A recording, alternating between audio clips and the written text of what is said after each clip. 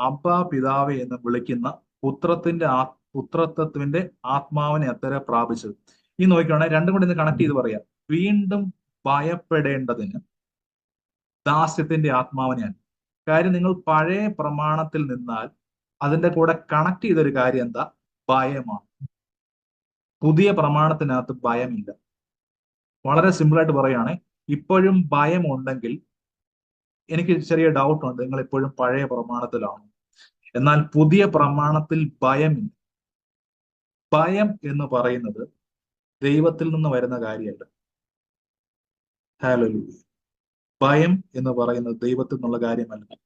ഇന്ന് ആരെങ്കിലും എന്തിനെക്കുറിച്ചെങ്കിലും ഭയപ്പെടുന്നുണ്ടെങ്കിൽ ദൈവം പറയുവാണേ, അതിനെ അങ്ങ് മറന്നു കളഞ്ഞു. ഭയപ്പെടരുത്. ഭയപ്പെട്ടാൽ തീർന്നു.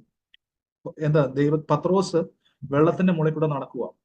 സാഹചര്യം കണ്ടൊന്ന് ഭയപ്പെട്ടപ്പോൾ